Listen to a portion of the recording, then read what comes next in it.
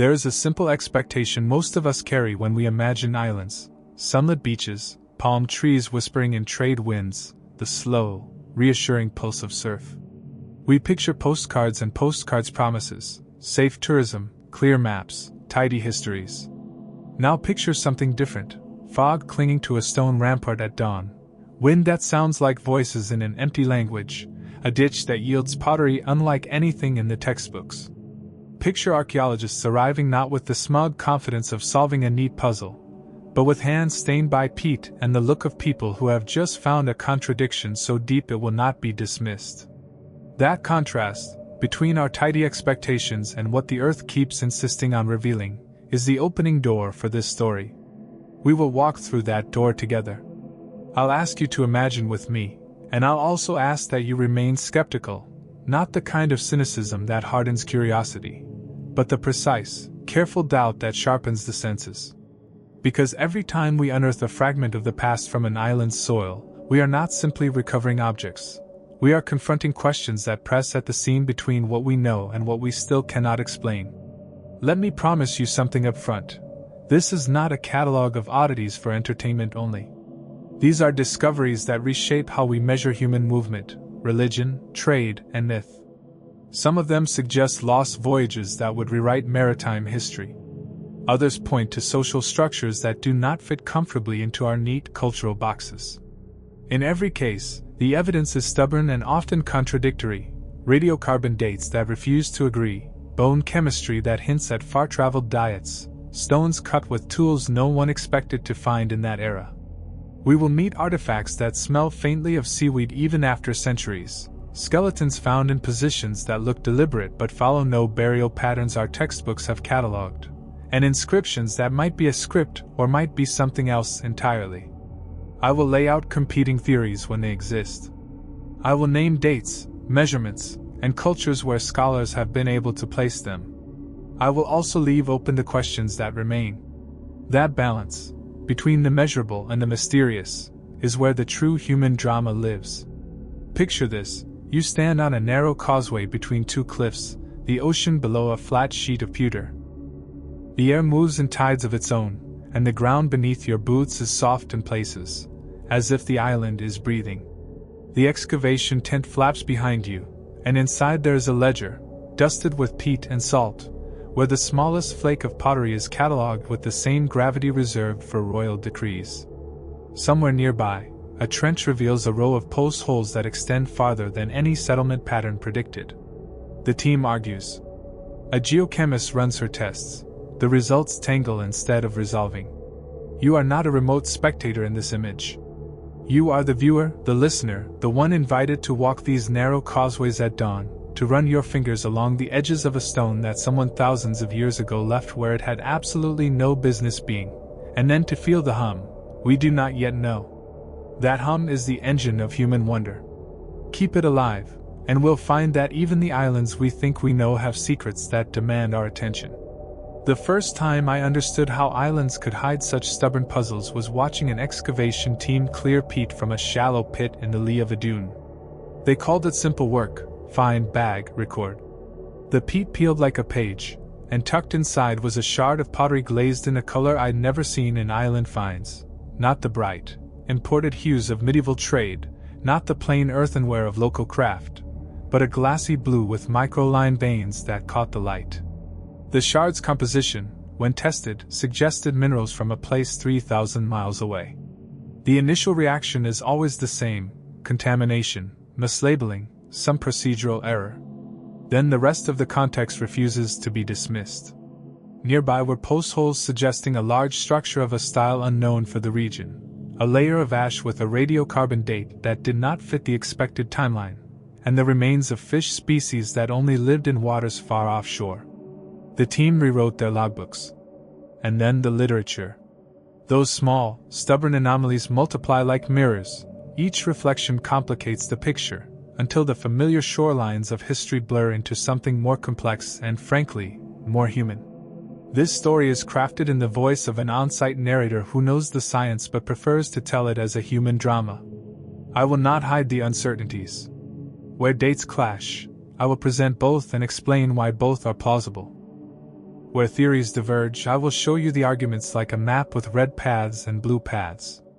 And when we arrive at sensational claims, giants, curses, lost continents, I will treat them with the same careful curiosity I apply to a radiocarbon sequence. Sensation has its role. Mythic narratives often grew from kernels of truth. But myth can also mislead. Therefore, we will examine everything through two lenses at once: the empiric lens of evidence and the narrative lens of meaning. Through that double vision, each island will reveal not a single solution but a bouquet of possibilities. Now, imagine the first of the 8 islands we will visit, the one I'll name in a moment, its cliffs like a stern set of teeth. Think of the slow, meticulous work of digging, trowels shaving away the soil like sculptors, screens rattling, specialists with laptops and field microscopes, and local elders who bring tea and stories. Those elders will sometimes offer a tale that seems merely folkloric. Other times, their oral tradition will fill gaps that the carbon dates can't reach. This interplay between modern science and ancient voice produces some of the richest and most contentious moments in archaeology. We will meet elders who speak of nights when drums seemed to call the ocean, of stones that moved on their own, and of strangers who arrived with the tide and left traces only in the layering of their camps. When elders speak of giants and cursed stones, scientists sometimes roll their eyes. But even the most mythical claim can point to a real empirical trail: large bones that may belong to an unusually tall population, a concentration of meteorite glass that some named cursed, because its radiance unsettled traditional ritual practice. We owe it to both kinds of knowledge to listen. As we proceed, I'll ask you not to take everything at face value. Some discoveries have been hyped by bad faith actors, and sensational claims can spread like wildfire on the internet. Yet, within the layers of misrepresentation and error, there are items of genuine puzzlement. The ones we'll look at are those which, after being stripped of hyperbole, still resist tidy explanation. They have been tested, written about, and argued over in scholarly journals, and they still leave gaps. They are the items that, even when reduced to raw data, whisper back, "There is more here than we can yet tell." This is also a story of scale. Islands compress time and movement in ways mainland sites do not.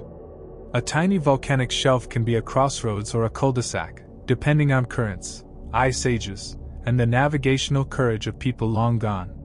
A single island may host a culture that globally traded rare minerals or a hermetic community so isolated its language diverged beyond recognition. When we excavate islands, we often find evidence of long-distance contacts that appear to belong to full maritime networks. Those finds shatter assumptions about who moved and when. You will see coins from empires that seem too far away, seeds of crops not thought to have reached the region until centuries later, and bones of animals that must have been carried by boats. Island archaeology is, in many ways, the archaeology of edges, and edges are where the most interesting human stories happen. Finally, for this introduction, I want to leave you with an image that will return in different forms throughout our journey: a small, smooth stone placed deliberately in the hollow of a burial. It is unremarkable at first, no carving, no inlay.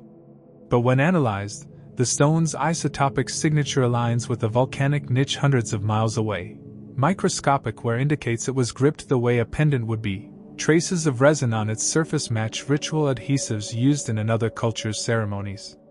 Whoever placed that pebble in that grave had a story that crossed water and time. That single act, the careful placement of a stone, is an intimate human gesture that reaches across centuries to tie us to those who lived before. In the following pages, in the excavated rooms and the exposed middens, we will gather such gestures and try to interpret them. We will be rigorous and emotional, skeptical and enchanted. We will be, in short, human. Picture then the first mystery, a coastal site whose layout challenges everything archaeologists expected for the era, and an object that smells faintly of salt despite being buried for a millennium.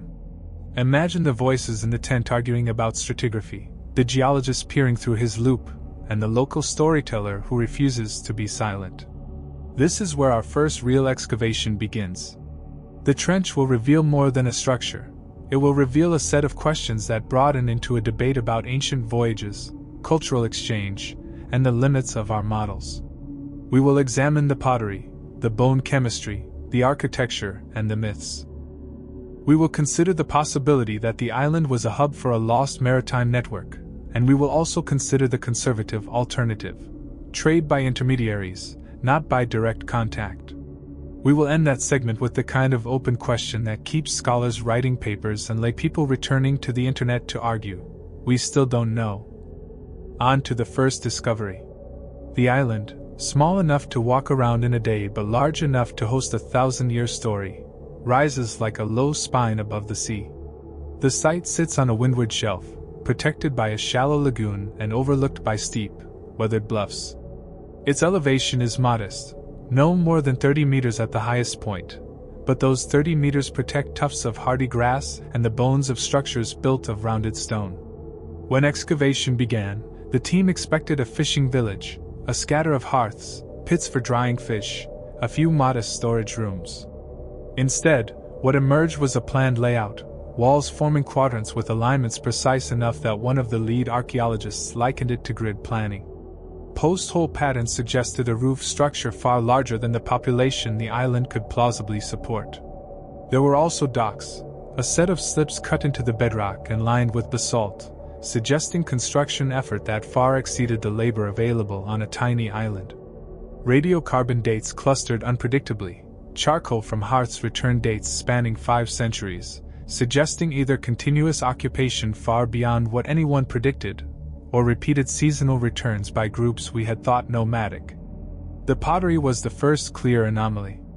Elegant ceramics, thin-walled and burnished to a faint sheen, bore a glaze in a hue the analysts provisionally labeled sea azure. Under microscopic scrutiny, the glaze contained trace elements pointing not to local clays but to a mineral suite common in a volcanic island chain some 1,500 kilometers to the east. The temper within the clay, tiny shell fragments used to prevent cracking, matched species of mollusk that did not occur in the lagoon. In short, the vessels were either imports, or the product of a potting tradition that had traveled far. Yet such long-distance material typically arrives in coastal towns engaged in known trade networks. It does not usually appear on isolated outposts in such quantity. Here, the assemblage suggested not one or two imported wares but a continuity of use. The glaze appears in multiple stratigraphic layers, on cookware and on ceremonial bowls alike. Faunal remains complicated the picture even further. Stable isotope analysis of human bone collagen revealed diets unusually rich in C4 plants for an island that offered mostly C3-based foraging opportunities. These results indicated either the import of C4 crops, millets perhaps, or sustained contact with populations who practiced agriculture on mainland terraces. Fish bones told their own story. Some species were local reef dwellers, while others were deep-water species typically caught miles offshore with advanced gear or by experienced ocean fishers. The presence of both suggests a community with sophisticated seamanship, capabilities that do not ordinarily belong to simple subsistence fishing hamlets. Then there were the architectural features that refused neat categorization. Foundations were laid with a finesse not usually seen in temporary structures. Some stones bore chisel marks consistent with metal tools, others displayed pecking patterns associated with hard stone tools. The coexistence of these tool marks raised the possibility of contact between metal-using peoples and those whose technology remained lithic. But in an island context, that could reflect either trade for metal goods or the arrival of a new population. The team's osteologist found a burial cut beneath a threshold. The skeleton within was positioned supine, arms folded with great care, and the grave goods included that sea azure bowl and a small carved bone with incised lines. The carving resembled, in broad strokes, motifs seen in inscriptions from an island chain to the east, but the pattern was not exact and might be an independent motif entirely. Whoever buried this individual cared about continuity and ritual, and that alone complicates any narrative that labels the site merely transient. Interpretations abounded. One camp argued that this island was a late node in a maritime trade network whose routes spanned thousands of miles, connecting distant volcanic islands, coastal polities, and perhaps even a mainland corridor. That scenario explains the imported glazes and the deep-water fish, positing that seafaring specialists stopped here, perhaps as a seasonal waypoint, perhaps as a permanent outpost. Another camp suggested a more conservative model, a local community that maintained occasional contact with traders but adopted far-off styles and a kind of cultural aspiration. Here, the sea azure glaze would be prized, passed down through generations as a symbol of status, while the rest of life remained locally based. A third hypothesis offered a hybrid. The island was a melting pot, intermittently hosting families from different backgrounds who maintained diverse subsistence strategies and technical repertoires. That model fits the mixed tool marks and the range of radiocarbon dates, but complicates demographic estimates and social organization models. Adding a layer of mythic possibility, the local tradition includes a tale of the strangers who came with the tide. Elders told of night travelers, small in number, who landed, set up massive frames to dry sails, and left behind bowls that glowed faintly under the moon. Such tales, shared at tea and then transcribed by patient ethnographers, cannot be taken as literal accounts of trade voyages. Yet when paired with the material data, they become a thread of human testimony that helps knit a fuller, if still speculative, narrative. The seafaring strangers in the tale might be merchants. They might be migrating families. They might be a seasonal ritual troupe. What we do know is that the island's material remains tracked not just economic exchange but social gestures, status, identity, and belonging.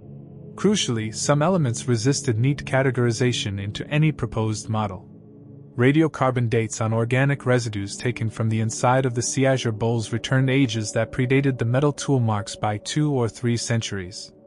That disjunction could indicate the recycling or ritual curation of objects for long periods, or it could reflect stratigraphic mixing, older items incorporated into newer contexts. But the stratigraphy looked sound, layers were intact, and the recorded sequence matched the trench photographs. If the older dates are accurate, then the glaze tradition may have reached this island earlier than our models allow, implying earlier seafaring connections.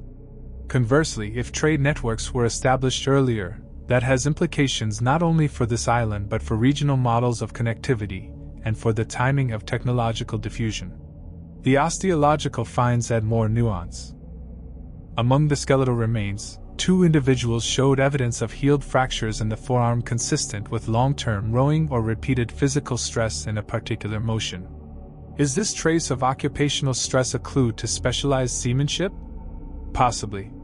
But similar stress markers could also stem from carrying heavy loads on narrow coastal paths or participating in ritual practices involving repeated strain. At the same site, one individual's dental isotopes hinted at a childhood diet significantly different from his adult diet, suggesting migration in youth, perhaps an outsider who settled here. The narrative that unfolds is not tidy. It is a braided set of human lives moving at different speeds across the water.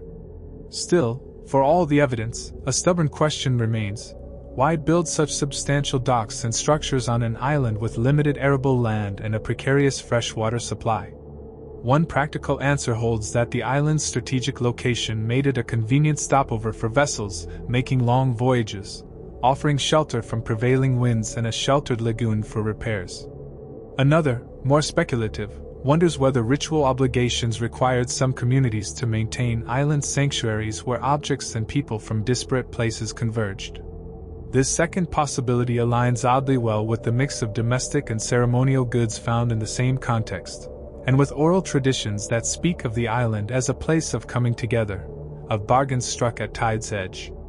Either way, the island's built environment tells us that people invested labor and meaning into this place in a way that contradicts any assumption of it being merely a temporary stop. Now let us imagine ourselves walking that foggy trail at dawn, boots damp from dew, the sound of gulls knitting the sky. Picture the excavation tent, the ledger, the blue-glazed shard in the archaeologist's gloved hand. Picture the burial beneath the threshold, the careful arms, and the small carved bone, tiny, intimate traces of people whose lives sat at the intersection of water and social choice. Imagine, too, the conflicting lab reports, the glaze isotopes pointing east, the tool marks pointing to a later technological stage, the dietary signatures that suggest both local and non-local habits. The mind resists drawing a single line through this mess, and yet it is precisely that resistance we must honor. We still do not know whether this island was a center of early maritime exchange, a local community adopting far-off fashions, or a transitional space occupied intermittently by many peoples. We still don't know. The trench was still wet from yesterday's rain when the second island revealed itself in a way nobody had anticipated, not in a single spectacular find but in the patient accumulation of oddities that together felt like a confession. The shoreline where we worked was a ribbon of black basalt, smoothed by centuries of surf into deceptively gentle curves. At low tide, a pale shelf appeared like the rim of a submerged plaza. Scraping away kelp and silt, the team uncovered the tops of cut stones, arranged in a near-perfect circle 20 meters across. At first glance it was a simple megalithic ring, primitive, monumental, familiar. But the stones were not local. Petrographic analysis matched their texture to a volcanic outcrop almost 600 kilometers away, on an island chain with a very different cultural timeline. Radiocarbon samples from an associated charcoal layer clustered around 520 to 380 BC, a period that, for the island archipelago where this ring sits, is otherwise archaeologically quiet. A one-sentence teaser might read, "A megalithic circle on a tidal shelf, cut from foreign rock, dated to an era the region's historians had assumed empty. What were they doing here?" But the teaser hardly prepares you for the work of unraveling what follows. The stones themselves are impressive in practical terms. Each block averages 1.8 meters long, 0.9 meters high, and 0.6 meters thick, weighing in the order of 2 to 3 metric tons. Landmarks, those tiny, telltale gouges of a chisel, show two different tool traditions on adjacent faces: a pecked, percussive finish consistent with hammerstones, and finer, gliding striations that imply metal tools with a degree of control. The juxtaposition raises a host of technical questions. Did metalworking arrive here earlier than our current models accept, or were pre-metal techniques so refined that they could mimic metal precision? The alignment of the stones appears deliberate, too. The circle's axis is offset by 7 degrees from true north and seems to correlate with the winter solstice's horizon rise as viewed from a low promontory 3 kilometers inland. If that alignment is intentional, then the circle functioned as more than a meeting place. It may have marked time itself, a calendrical device for a community deeply invested in seasonal cycles. Archaeobotanical samples from the ring's fill were rich with charred plant remains, but not the crops we expected. Instead of the usual cereal grains, the team found charred fragments of a grass species associated with arid southern islands, Cenchrus-type millet, alongside residues of a sea plant used in dyeing processes far to the east. Lipid analysis from the sediment lining the circle's basin produced traces of pine resin, an adhesive commonly used in boat repair and ritual anointing in a culturally distinct region nearly 700 kilometers distant.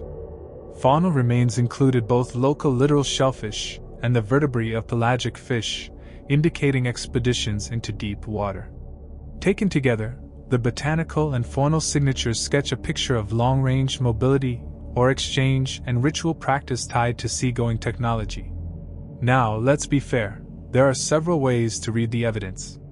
One straightforward interpretation is that this tidal megalith is the result of direct contact, either colonists or visiting specialists, from a distant volcanic culture who brought stones, skills, and ritual uses with them.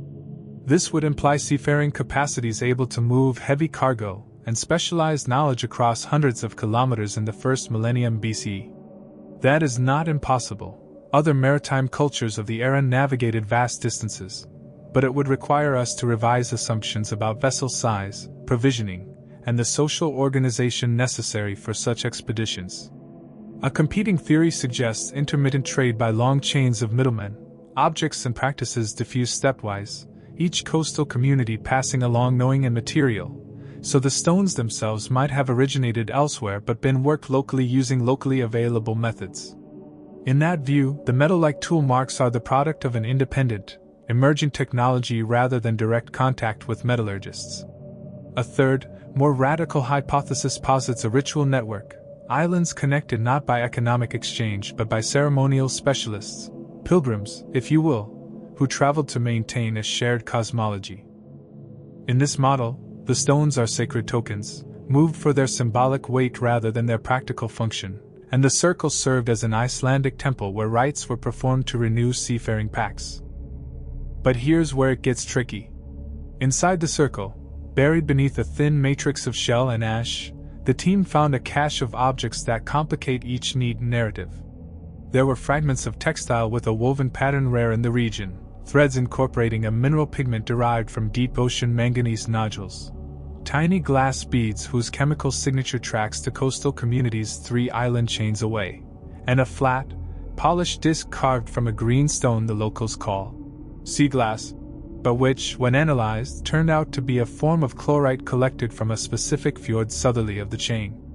The disc bears incisions that might be script, curvilinear, repeating motifs that some cryptographers have compared to a proto-textual system unearthed on a contemporaneous island thousands of kilometers away. If that resemblance holds, it suggests either a remarkable cultural transfer or a common visual language transmitted along seascapes. Yet the discs were suggests repeated handling, a ritual object used over generations rather than a single transplanted trophy. Mythic overlays arrived quickly, as they always do. Elders from the island spoke of the ring of voices, a place where, on still mornings, the sea seems to speak in a tongue that is almost, but not quite, human. They spoke of skeletons larger than anyone dared to measure, of stones that shimmer when the moon is full. Such stories may sound like embellishments, but they are important for reconstructing human meaning. A ring that marks time and holds votive offerings will generate memory, and memory becomes myth. In some variants, the myth describes strangers who arrived on black-keel boats, bringing with them songs and a knowledge of distant stars. In others, it frames the ring as a remnant of giants, beings whose work required more than ordinary strength, and who left those stones as proof. These voices do not settle the academic debate, but they point to the fact that the ring sat at the intersection of human technique and human imagination. We must look at the osteological record too.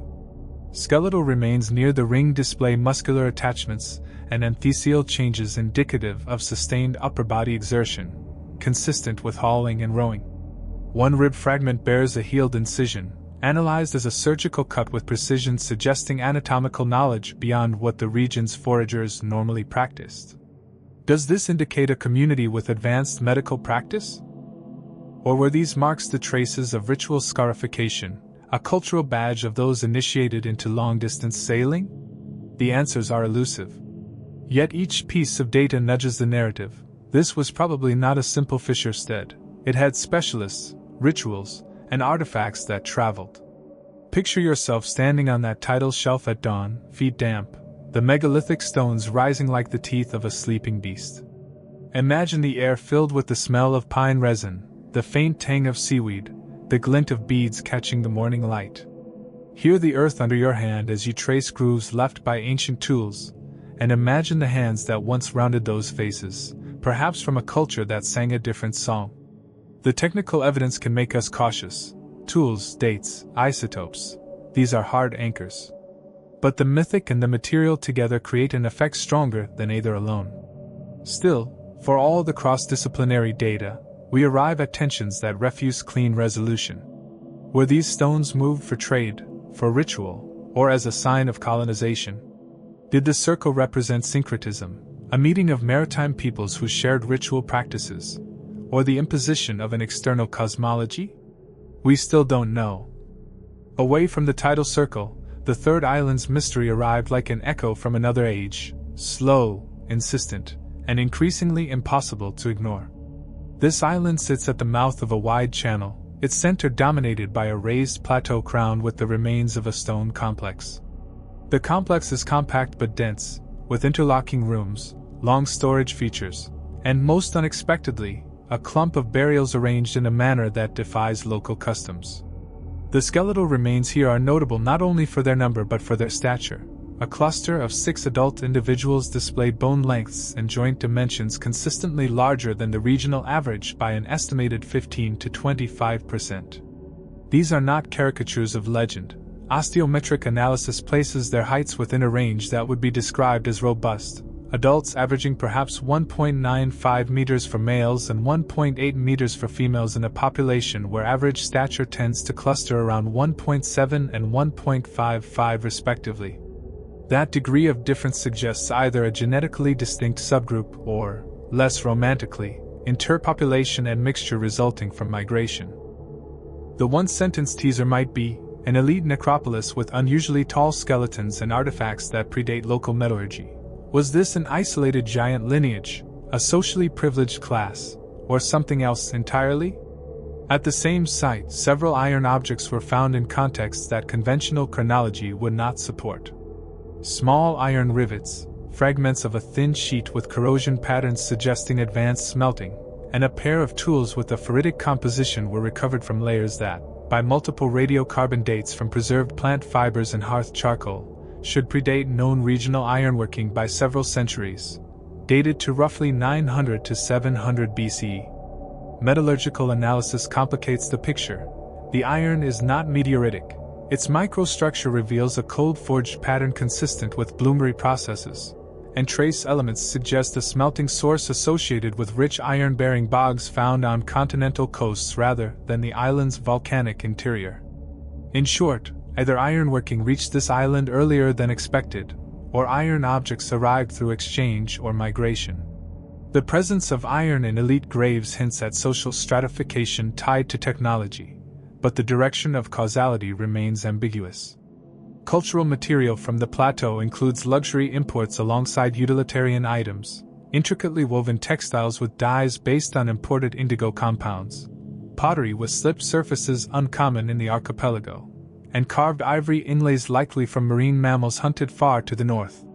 The burials themselves are arranged with care. Some individuals are placed on raised platforms, clasping artifacts that may be insignia of office, carved bone batons, rings made of unalloyed copper, and the aforementioned iron shards.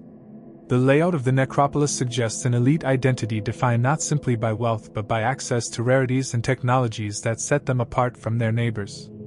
Competing theories here are vigorous. One camp argues for an elite class with genetic origins outside the island chain, possible migrants who establish dominance and maintain networks to import exotic goods and technologies. This could explain both the stature differences and the early iron artifacts, a colonizing elite that brought both genes and skills. An alternative explanation centers on selective burial practice.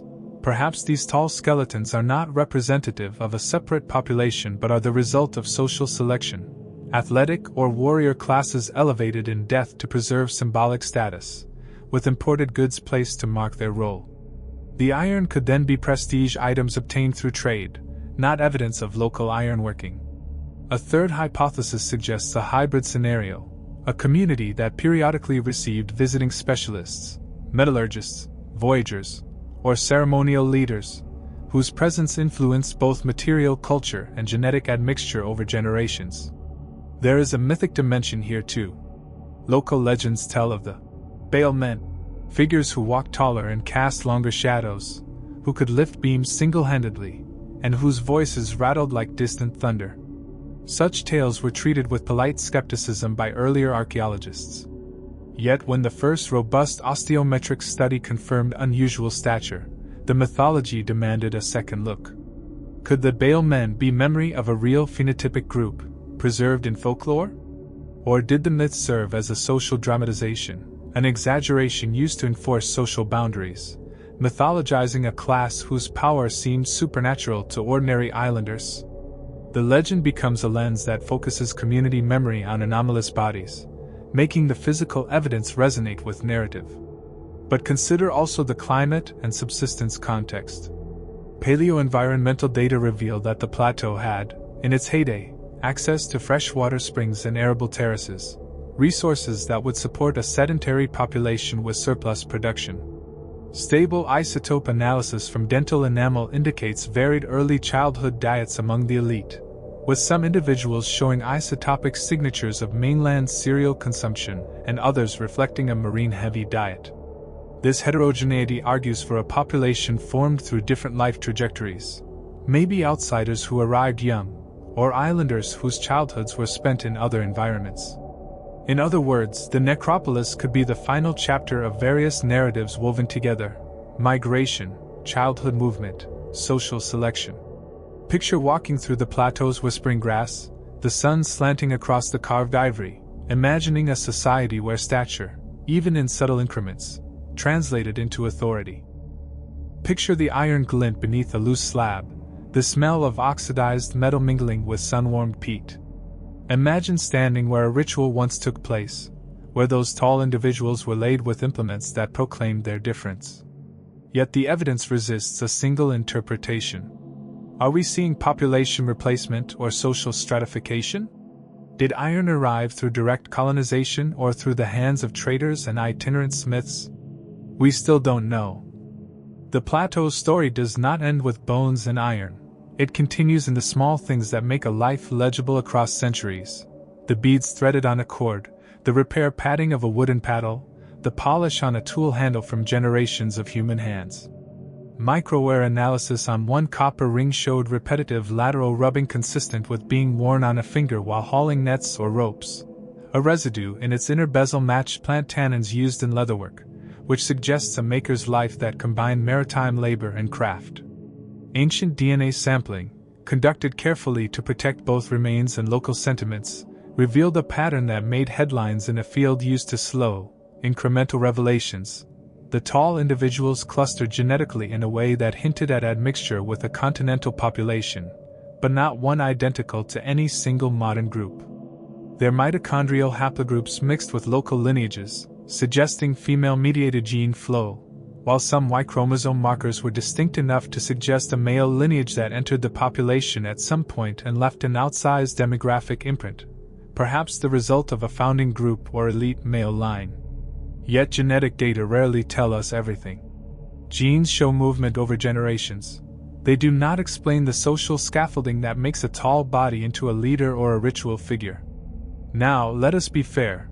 Prestige goods and physical difference can be the stuff of social theater. In a small island community, access to exotic materials, ivory, indigo, iron, can be the currency of power. A family that controls a trade node could monopolize prestige items and, through marriage alliances and ritual, amplify its status across generations. That scenario explains the burial opulence without requiring an entire population replacement.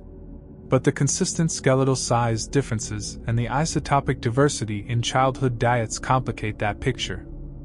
Some of the tall individuals show childhood strontium ratios aligning with continental geology miles away.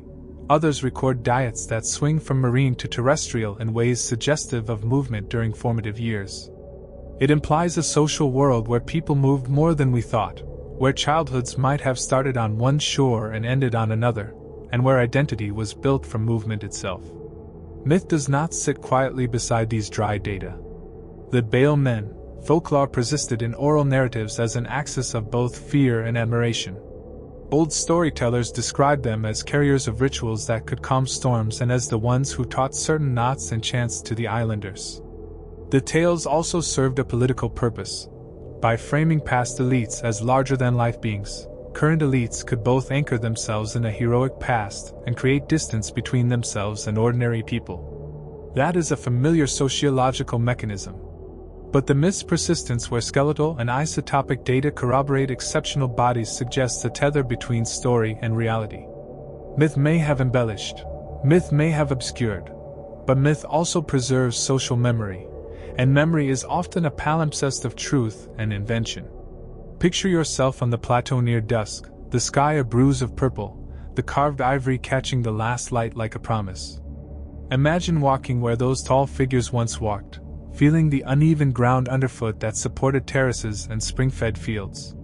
Hear the imagined conversations, languages crossing, trade being bartered, a smith explaining to a young apprentice how to work iron flashing like a secret.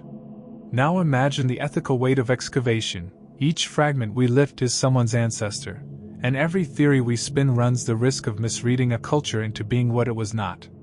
Yet we persist because the alternative, silence, robs the dead of the chance to speak. For all the elegance of our analyses, some things remain stubbornly opaque. Were the tall bodies a legacy of migration, an elite class, or a narrative device made flesh by selective burial? We still don't know. From height and iron we move to chambers cut beneath waves, because islands keep secrets in the most unexpected strata. The fourth site lies on an island rimmed by a reef that, at low tide, reveals a narrow channel sailors once used as a hidden harbor. Beneath the communal buildings and middens there, the excavation team uncovered a subterranean chamber carved into soft tuff and sealed by a slab that, according to tool scars, had been placed deliberately with ritual care. Inside the chamber lay wooden planks remarkably preserved in an anoxic pocket of clay, timbers no more than 2.5 meters in length, joined with pegged mortise and tenon joints, and sheathed in a thin layer of bituminous pitch.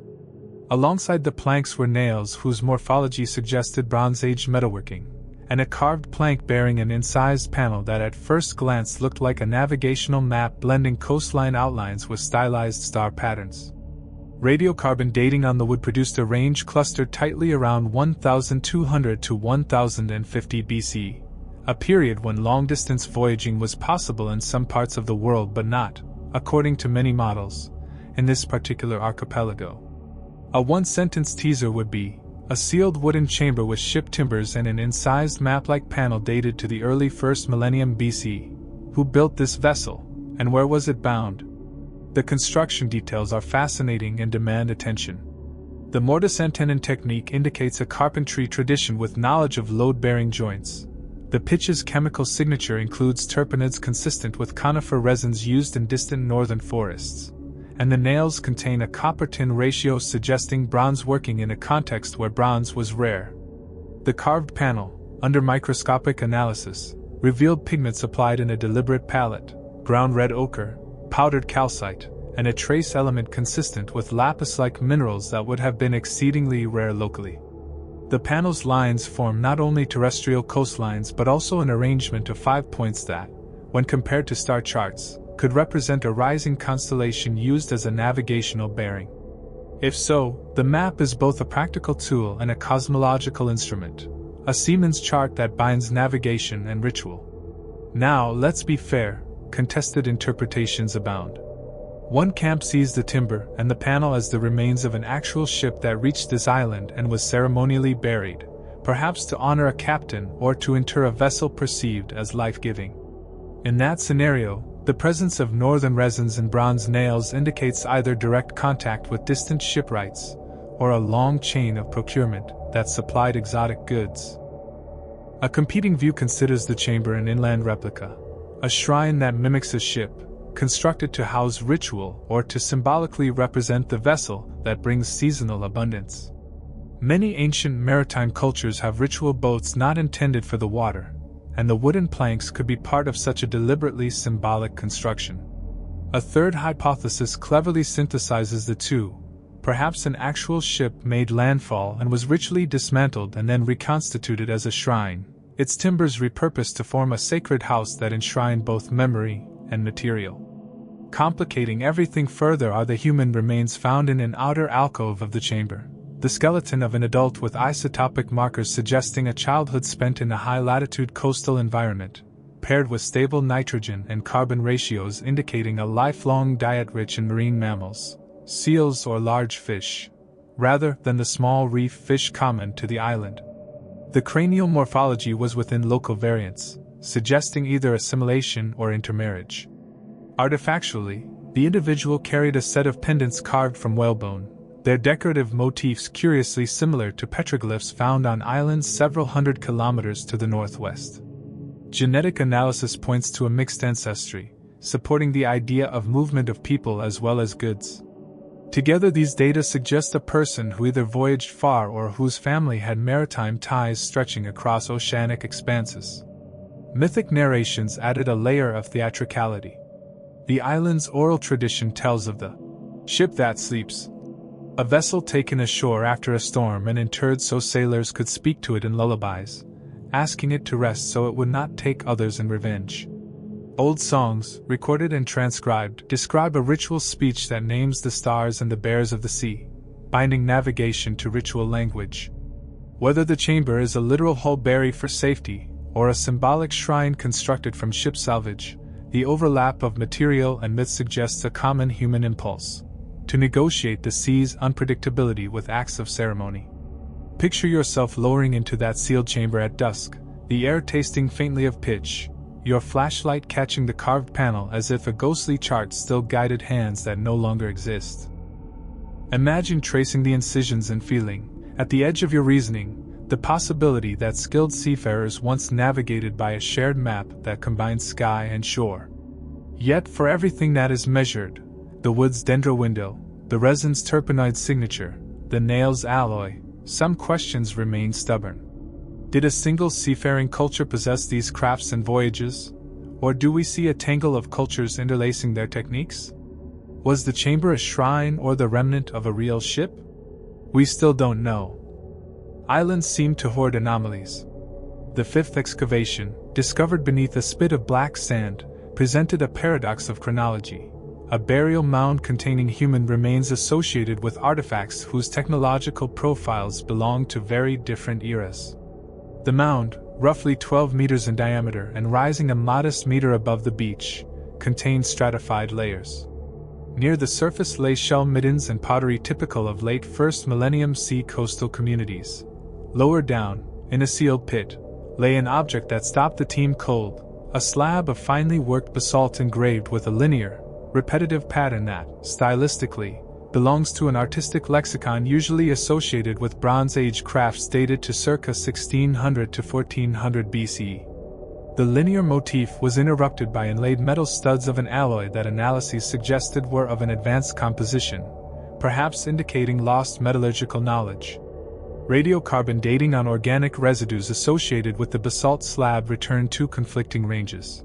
One cluster around 1500 to 1400 BC and another cluster centered at 900 to 800 CE. The slab's stratigraphic context argued for the older date, yet the sealing layers and the associated cultural material argued for a later intrusion. The one-sentence teaser, a Bronze Age-style engraved basalt slab sealed within a millennia-younger mound, was the slab an heirloom cherished for centuries, a ritual insertion, or evidence that our timeline itself needs rethinking? We can go down several analytical paths. One explanation posits long-term curation. Precious objects were kept and venerated across generations, then intentionally interred in later ceremonial contexts. Many cultures venerate heirlooms, and an older slab could have been a sacred relic, placed into a new mound to sanctify a later burial. That explains the dual radiocarbon ranges as markers of an older object's intrinsic age in a newer context. Another possibility is the intrusive burial hypothesis. Later interment activities disturbed older contexts or introduced older artifacts into younger strata through burial shafts. However, meticulous stratigraphic recording and micromorphological analysis showed minimal disturbance and a sealed microenvironment that argued against intrusion. A third, more unsettling hypothesis suggests regional chronological overlap and technological persistence. Perhaps certain Bronze Age technologies persisted in remote islands long after they vanished on mainlands, creating pockets of archaic craft encircled by later cultural forms. Archaeometry added complexity. The basalt's engraving was executed with a technique leaving microstriations typical of a soft metal point. Yet such metals were thought absent from local prehistoric contexts for the assumed period. Trace element analysis identified a rare cobalt signature in the metal studs, cobalt being a marker for trade routes tied to ancient or sources beyond the archipelago. Who had access to this cobalt alloy, and how did it reach the island? One argument suggests itinerant metalworkers, perhaps voyagers who maintained specialist networks connecting otherwise disparate island groups. Another views the slab as evidence that the island maintained a conservatory of Bronze Age practices, an intentional cultural conservatism preserving older technique as part of identity. The mound also contained a wealth of personal objects, shell bracelets, carved bone toggles, and a set of teeth with drilled holes indicating dental ornamentation. Micro-CT scans of the drilled teeth showed a healing pattern indicating that the modifications were done during life and had ritual significance. The arrangement of objects around the slab suggested an intentional centering of the slab within the mound, not a random inclusion. Picture yourself kneeling at that mound's rim, feeling the granular sand slip through your fingers, seeing the basalt slab's faint incisions like the handwriting of a long-vanished hand. The mound is a palimpsest of memories, old objects housed in new stories. Still, what drove the ancient community to preserve that slab? Was it lineage memory, an assertion of antiquity to legitimize a later elite, or the survival of a ritual that simply never died? We still don't know. Across these islands, the pattern emerges. Objects and bodies refuse to fit neatly into boxes. Trade, migration, ritual, and memory braid together, producing archaeological signatures that look messy only when we insist on linear narratives. As we continue, we will follow more such threads: an island where the soil yielded inscriptions that may represent a script no scholar has catalogued, another where submerged terraces hint at a coastlines reshaped by rapid sea level changes in a single generation, a place where the bones of a child cluster with meteorite glass beads and a carved whale tooth. Each discovery requires the same approach: careful measurement, respect for local voices, and humility before the unknown. Keep digging, some secrets still lie just beneath your feet. The next island in our route felt at first like a whisper.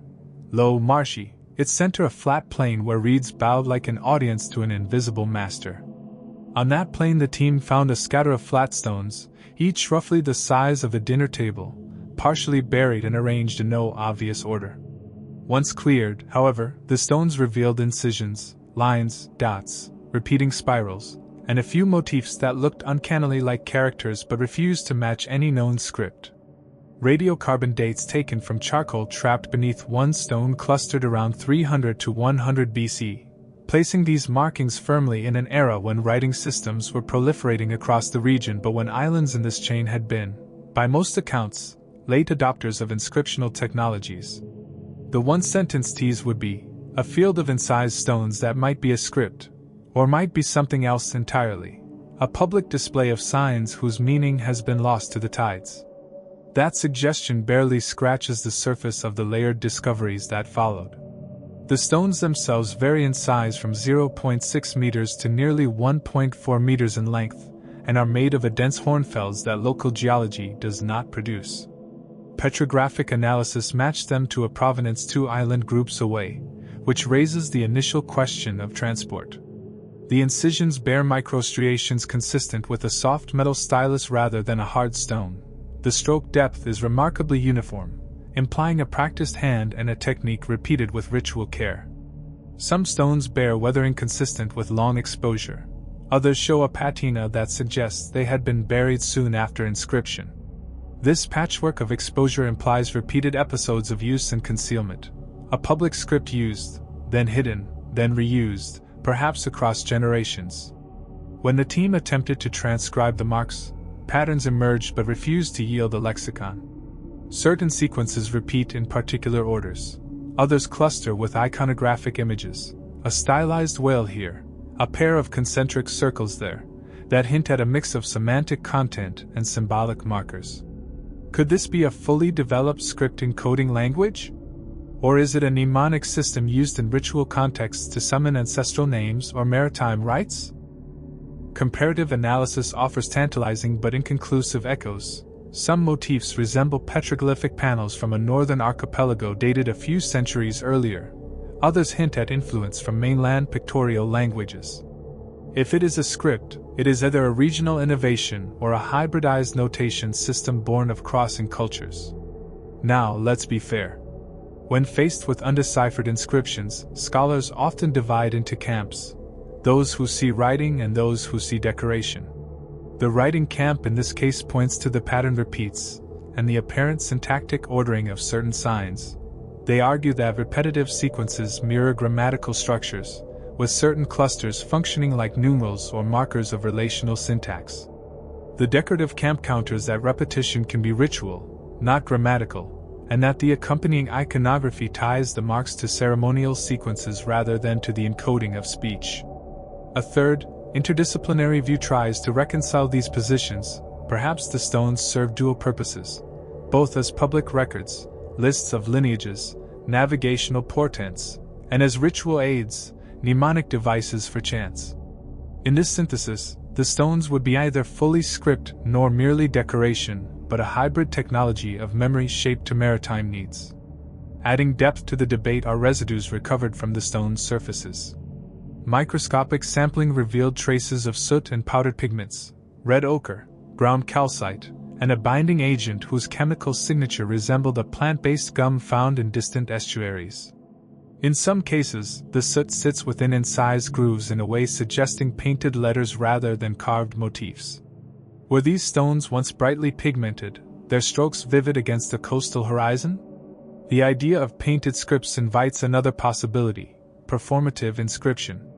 Imagine groups gathering to inscribe, paint, and then recite, an integrated act combining writing, color, and speech.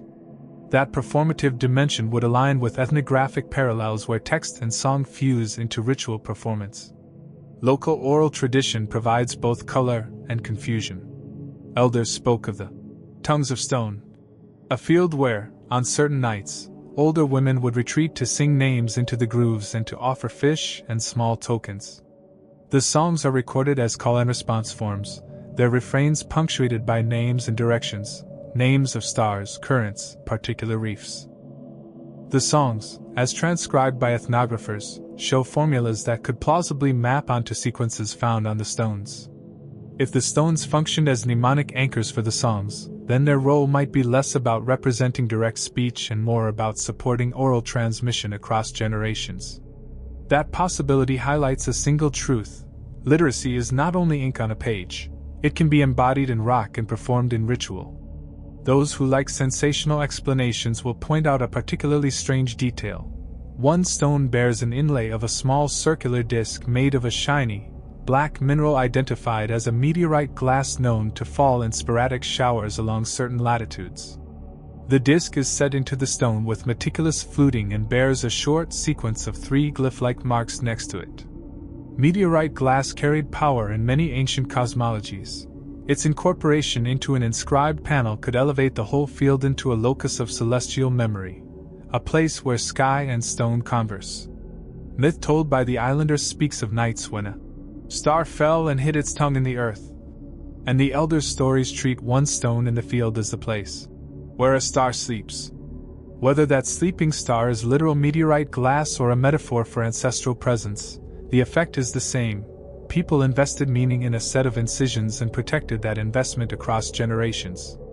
Imagine yourself walking among these stones at dawn, the air sharp and the ground damp, the incisions catching thin light like script traced in silver.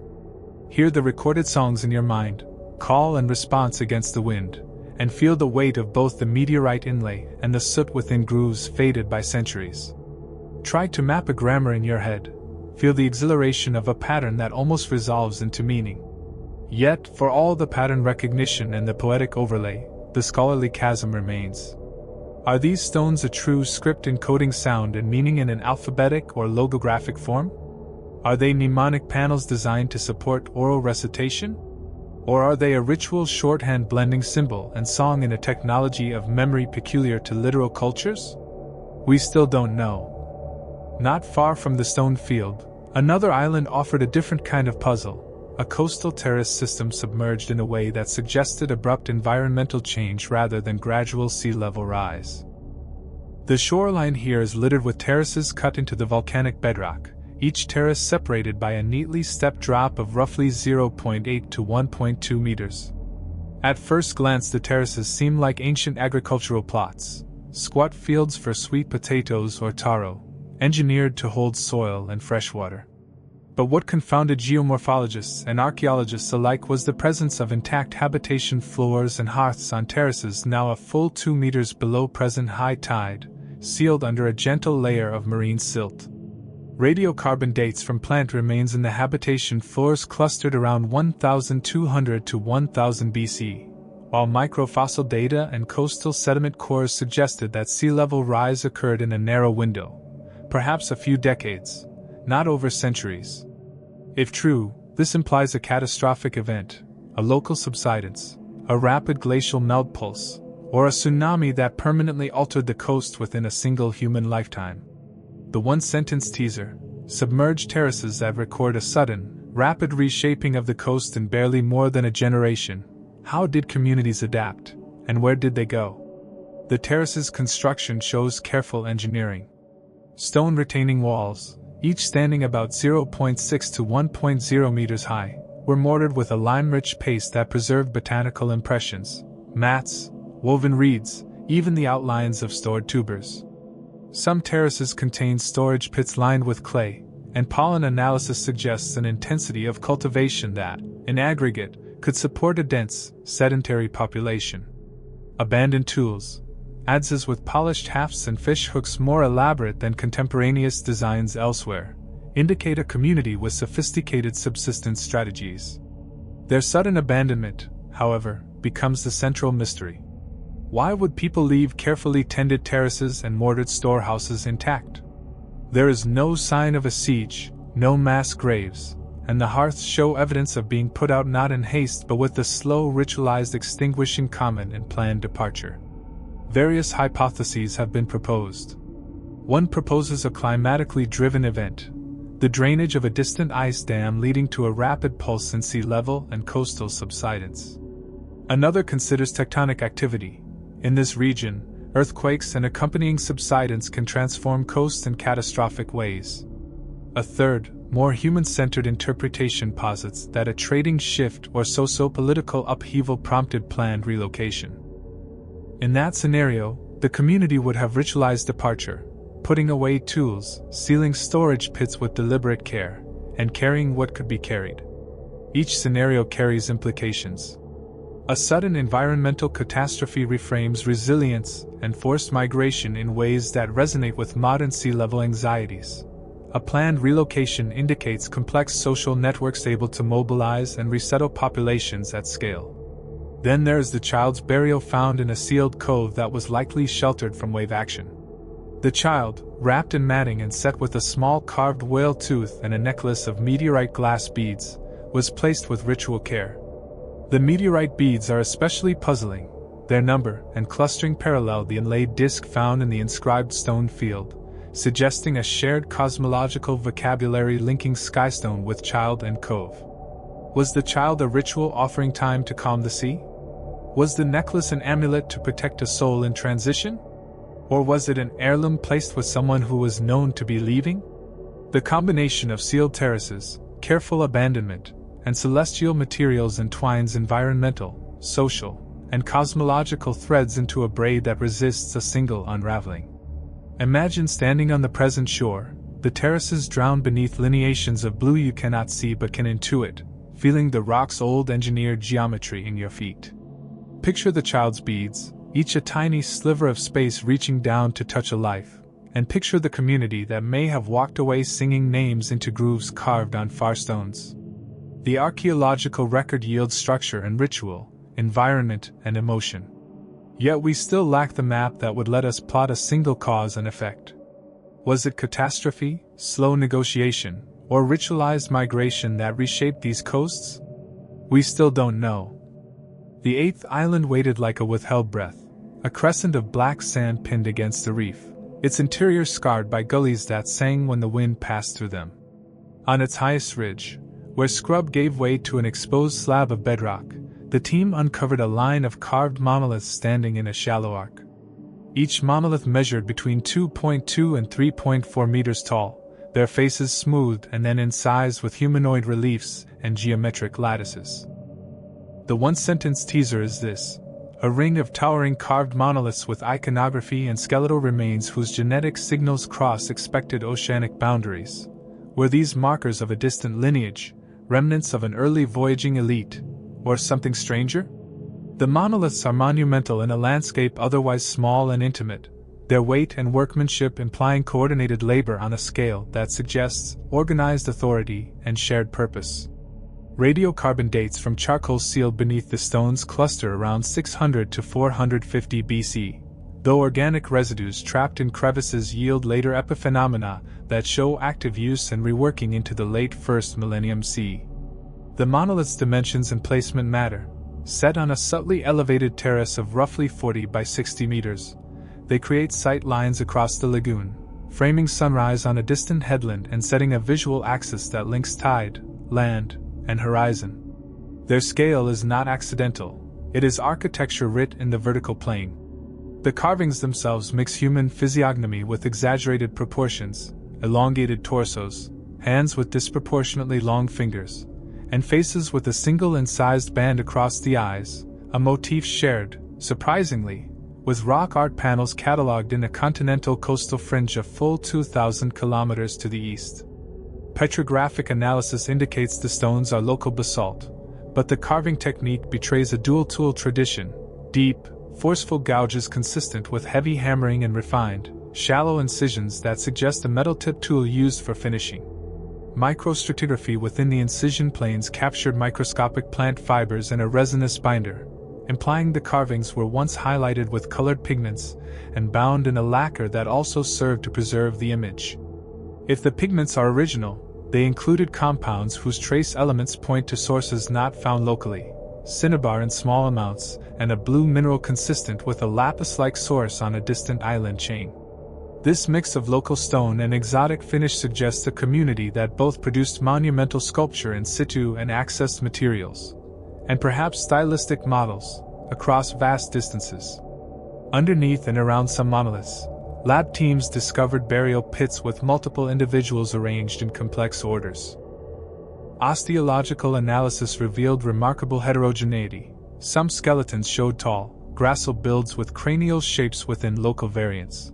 Others presented robust metrics and dental where patterns characteristic of diets heavy in certain tubers and hearth-roasted seeds less common in the archipelago. Ancient DNA sampling, conducted with strict ethical oversight and in concert with local communities, produced a result that shifted the conversation. A subset of grave goods and skeletal genomes carried haplotypes statistically drawn from a gene pool related to continental coastal populations several thousand kilometers away, while other individuals carried purely local island lineages. Spatially, the graves with the genetic outliers cluster nearer the monolith's interface, suggesting a possible elite cemetery or a genealogical focus where particular lineages were memorialized. The presence of mixed ancestry makes simple models of colonization or isolation obsolete. Instead, it points towards sustained interaction, biological as well as material, over generations.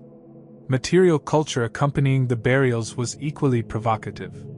Grave goods include carved bone batons, polished obsidian blades with microflake patterns that match quarry sources far beyond the archipelago, and a series of copper alloy pendants hammered from thin sheet and stamped with the same I-band motif as the monoliths. One burial contained a set of small, delicate tools for textile work, bone needles with wear patterns indicating the use of plant fibers spun into fine threads. That implies an economy with craft specialization and perhaps trade in textile products.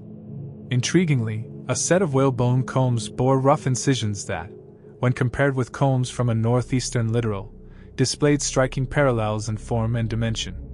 These parallels raise the possibility of shared craft vocabularies transmitted by itinerant specialists, or by kinship ties that cross the ocean. Now, let's be fair, there are several competing hypotheses to explain this convergence of monumental stonework, mixed genetics, and exotic materials. One theory argues for the emergence of a maritime aristocracy, a lineage or coalition of families who controlled seafaring routes and monopolized boat-building techniques, enabling them to transport people and prestige goods across long distances. This elite would have constructed monoliths as territorial markers, display capitals to legitimize their authority, and a cemetery to fix lineage in stone. A second theory emphasizes pilgrimage and ritual. The monolith ark may have been a ceremonial assembly site where lineages gathered periodically, exchanging marriage partners, rites, and craft knowledge. The mixed genes would then be a record of those intermarriages, not of colonization. A third, more provocative hypothesis proposes episodic migration pulses, groups moving en masse during ecological stress or opportunity, leaving genetic signatures that persisted through intermarriage and elite practices. Each theory handles specific data points well but struggles with others. The elite control model explains the concentration of exotic goods but not the uniformity of some burial practices. The pilgrimage model fits the ceremonial layout but requires mechanisms for the sustained access to exotic minerals.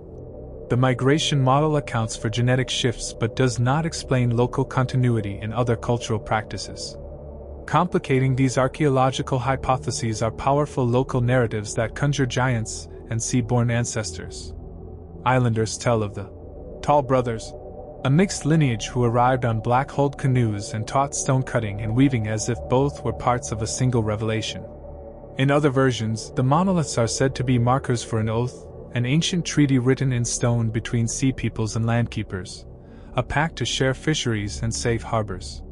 Such narratives, as always, resist being simply dismissed as myth. They function as social memory, performative, political, and mnemonic. When those memories intersect with genetic and material evidence, they demand serious engagement. Oral history becomes not the enemy of science but its companion, offering hypotheses about social arrangements that can guide sampling strategies and anthropological interpretation. Imagine now standing before these towering faces, their carved eyes catching morning light and throwing thin shadows across tidal pools. Picture a funeral procession threading between monoliths, drums muffled by sea breeze, the scent of resin and ochre in the air. Imagine ancestors whose bones walk across continents, and whose voices became both song and law. Feel the cognitive dissonance of seeing a landscape at once intensely local and unmistakably connected, of realizing that human mobility has always had an architecture, and sometimes that architecture is stone. Yet, for all the data, the question persists in its most honest form: did these monoliths mark an imported elite, a ritual meeting ground, or a hybrid space where migration and ceremony braided together? We still don't know. Across these 8 islands, a pattern emerges like a set of interlocking questions. Islands are not mere margins of continents. They are nodes, archives, and theaters of human action where the smallness of land amplifies the complexity of social life. The finds we have catalogued: blue-glazed pottery in an unexpected harbor, a megalithic circle whose stones came from afar, a necropolis of unusually tall individuals with early iron, a sealed ship chamber holding a navigational map, a Bronze Age slab curiously nested in a later mound, incised stones that might be a lost script, terraces drowned in a single generation, and monoliths recording mixed genetics and splintered craft vocabularies. Together tell a story that resists linear explanation. What they insist upon is this: human lives have always been entangled with movement, ritual, and memory, and islands preserve those entanglements in concentrated, often counterintuitive ways. Let's draw a few threads through that tangle. First, mobility matters in ways that scholarship has sometimes underestimated. These islands preserve evidence of long-distance exchange networks, not simply in goods but in people, genes, and techniques. The presence of materials and isotopic signatures from far-flung sources suggests deliberate, organized mobility, voyages undertaken with knowledge, equipment, and social structures capable of sustaining contact. Second, ritual and memory are powerfully conservative. Objects move long distances, but their meanings are often reframed locally. A foreign glaze can become a sign of status, a meteorite a sacred token, a carved slab an ancestral relic. Communities rework what they receive into coherent social grammar. Third, catastrophes and environmental shifts shape human trajectories in abrupt ways. The submerged terraces tell a story of susceptibility and resilience, of departures that were sometimes deliberate and sometimes forced, and of cosmologies that braided human and celestial events together. Fourth, genetics and material culture do not always march in lockstep. Intermarriage, prestige exchange, and ritual adoption produce mosaics that complicate any attempt to draw simple lines from artifact to ethnicity. But there are methodological lessons as well. Interdisciplinarity is not a buzzword, it is an imperative. Geoarchaeology, ADNA, isotopic chemistry, microscopic wear analysis, and ethnographic interviewing are not optional extras but necessary tools in making sense of complex island records. Each technique supplies a different resolution: temporal, biological, behavioral, and only by combining them can we hope to reconstruct human lives rather than merely catalog objects. Equally important is the ethical dimension. Many of these discoveries touch living traditions and ancestors. Respectful collaboration with local communities, co-designing research agendas, and returning findings in accessible forms are not ancillary duties. They are moral obligations that also improve science. Oral traditions often point to things worth investigating. They do so because memory encodes practical knowledge about navigation, ritual practice, and territorial claims that can guide archaeological inquiry. We should also reflect on the narrative temptations that accompany island archaeology.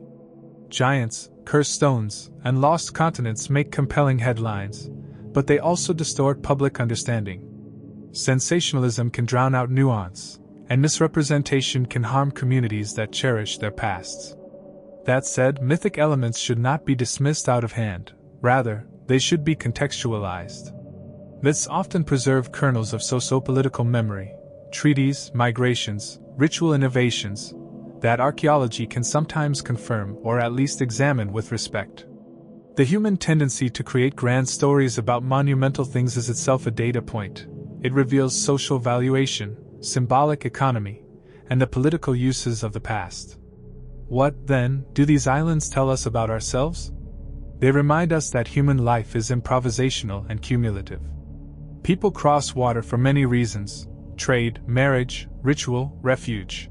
And when they do, they bring with them not only objects but practices and stories that transform both origin and destination. Islands, with their constrained spaces and porous boundaries, condense these processes into legible forms. They show how technology diffuses in messy ways, how elite identities form around control of mobility and material, and how disasters can accelerate cultural change. They also remind us that the past is not a sealed archive but a living conversation between evidence and interpretation, between stone and story, between lab result and elder's memory. If we step back from the specifics, we see another, more humane lesson. Archaeology is an act of imagination constrained by data. The scientist's skepticism is essential, but so is the storyteller's willingness to enter into the affective world of past people. When you imagine yourself walking a foggy trail at dawn, tracing the edge of a seafaring shard, you enact an empathetic move that grounds laboratory measurements in human gesture. When you picture a ritual boat buried in a chamber, you are not fabricating. You are attempting to feel the rhythm of a cultural life that no longer speaks plainly. That imaginative labor must always be bracketed by rigorous method, but it is also what makes this work meaningful. Finally, to the viewer or listener who has followed this journey, our job is not to tidy the past into satisfying endings. The past resists neatness because human beings were never neat. What we can do, what we must do, is to keep asking better questions, to refine our methods, to listen to the living voices that guard memory, and to treat both data and myth with the humility they deserve. Each excavation is a negotiation between the certainty of measurement and the wildness of mystery. Each artifact is a fragment of a human life, and each life demands a story that is at once careful and generous. So here is the invitation I promised at the beginning: keep digging, not only in the soil but in our imaginations and our ethical commitments. Support research that collaborates with communities, that funds careful scientific work rather than clickbait, that values patient inquiry over sensational pronouncements. Walk the tidal shelves with an eye for both the technical detail and the human trace. Measure the glaze, yes, but also listen when an elder sings a line about a star that fell and hid its tongue in the earth. In doing so, you practice a kind of attention that honors complexity. We still don't have all the answers. Each island keeps its stubborn questions: the source of the seafaring glaze, the labor that moved massive stones, the emergence of tall elites, the meaning of a ship-like chamber sealed in ritual resignation, the survival of Bronze Age craft in later contexts, the inscription stones that flirt with script and song, terraces abandoned to sudden tides, and monoliths that knit genes to memory. Those open questions are not failures of science. They are invitations, rare and precious, to keep working, to keep listening, and to keep imagining. The past is not a museum in which objects lie inert. It is a conversation that continues through our tools and our stories, and it is our job to steward that conversation forward with rigor and care. Keep digging, some secrets still lie just beneath your feet.